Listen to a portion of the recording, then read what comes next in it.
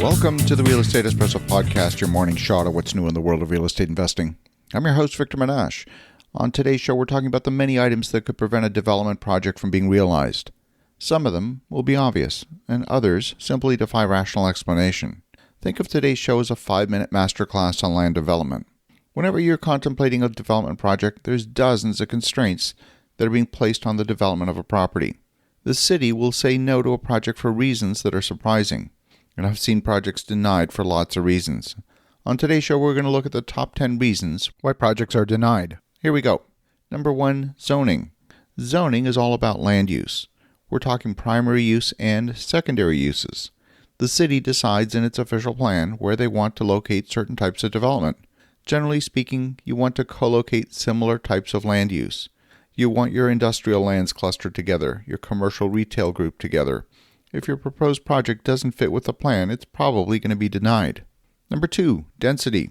The infrastructure of the city is designed to accommodate certain density in a given area. Density relates to numbers of people in a given area as well as land coverage. High-density urban properties are built often right to the lot line. The land coverage can in many cases reach 100%. I think of dense high-rise environments like New York City or Toronto. The city plans certain areas to have high density. It all fits their plan for roads and schools and public transit. Some areas will set limits on land coverage. Maybe 60% of the land can be covered by buildings, or 50% or 30%. This is the second form of density. Density is really a subset of zoning, and the items that follow are largely related to density in one form or another. Number 3, traffic impact. Many times you'll be asked to perform a traffic impact study for your new proposed project. The impact of your new development on the existing traffic patterns in the area is something the municipality will take into account. They may determine that a particular intersection is already at capacity. Adding more density to the area will cause daily misery for local residents with excessive wait times.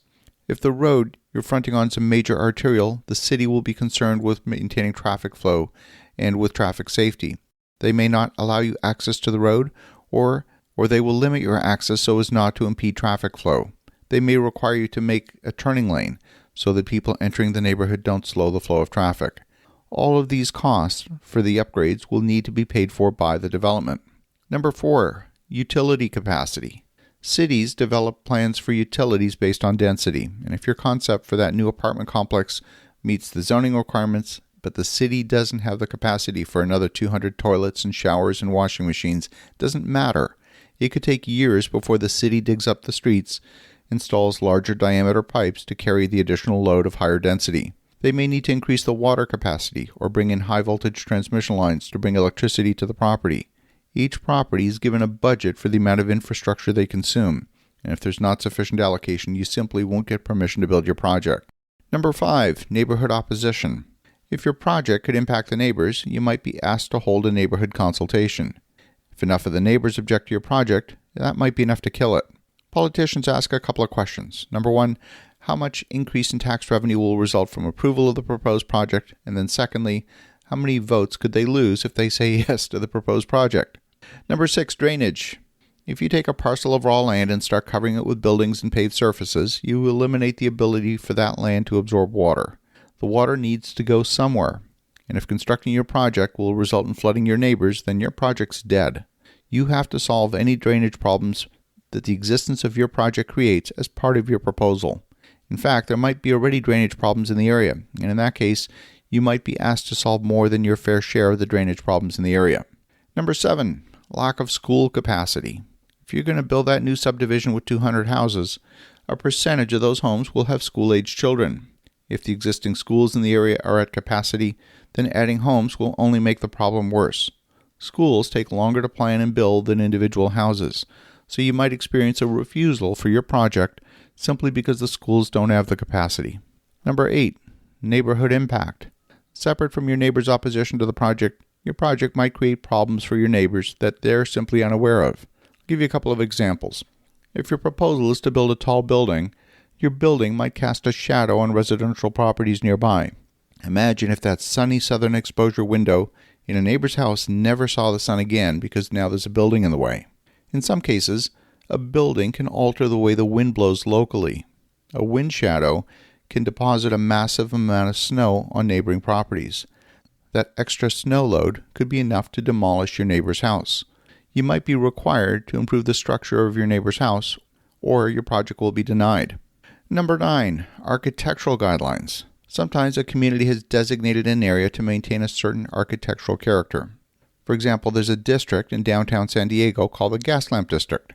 This area is famous for its old street lights that have a gas flame as their primary source of light. And the area also requires the buildings to maintain some of the Art Deco characteristics that were associated with the history of the area.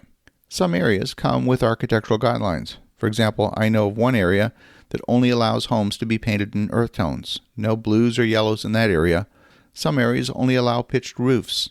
No ultra-modern flat roofs are allowed. Number 10, parking. This is probably the biggest constraint on development projects. Parking takes up a lot of land. In fact, it often takes up as much area as living space. In many cases, from a customer perspective, parking is essential, but it's rarely treated as a differentiator. Nobody chose a property because of its parking. They don't attach a huge amount of value. It's simply expected. When you add the drive surfaces to get to your parking spots, parking can consume more land than your buildings. So if your city requires a high parking ratio, the amount of parking you design will limit the density of your project and therefore govern the financial metrics of your project. These are just a sampling of reasons why projects are denied. When we undertake the design of a new subdivision or a planned use development, we have an extensive due diligence checklist that contains more than 30 specific deliverables. A tremendous amount of value can be created by doing planned use developments. Before you launch into that, you definitely want to engage the skills of an expert. As you think about that, have an awesome rest of your day. Go make some great things happen. We'll talk to you again tomorrow.